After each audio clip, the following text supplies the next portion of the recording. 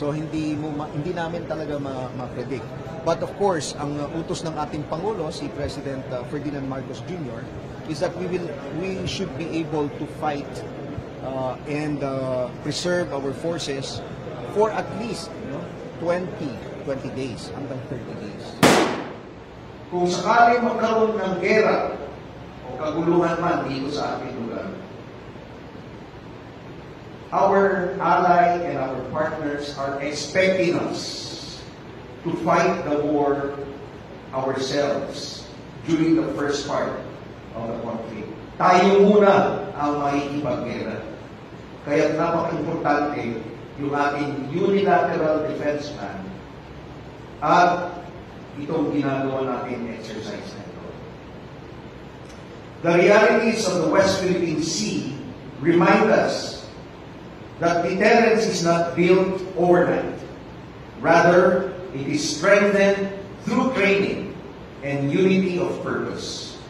In these pressing times, when our sovereignty is constantly challenged, exercises alike become our living proof of readiness and resolve. They edify not only our defenses, but also our collective will to protect every inch of our maritime domain. As I have always said, we are already at war. Parati ko pong sinasabi ito. I want us to have that mindset. We are not at war with bullets and bombs, but with disinformation, with coercion, and with encroachment into our territories, into our exclusive economic zone. Through this exercise, we demonstrate that the AFP never yields.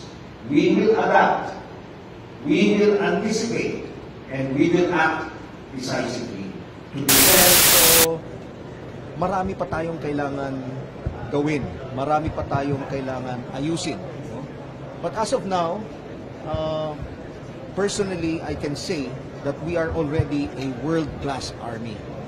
World-class armed forces. Dahil hindi lang naman sa kagamitan makikita yung pagiging world-class. But we are one of the most experienced armed forces around the world. Dahil tuloy-tuloy yung gera na kung saan ay ang ating mga sundalo ay tuloy-tuloy rin na hinahasa ang ating mga skills, ang ating competencies. So, we now have also modern weapons and modern equipment. Yung mga bagong barko natin galing sa South Korea, for instance. Yung ating FA-50 jet fighters. Nung pinadala natin sa Australia, nakita ng ibang bansa na kayang-kaya natin. No?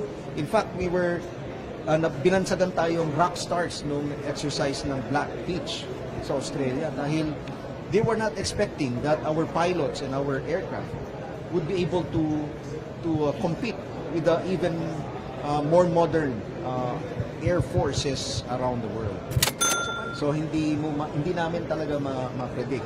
But of course, ang utos ng ating Pangulo, si President Ferdinand Marcos Jr., is that we should be able to fight and preserve our forces for at least 20 days hanggang 30 days.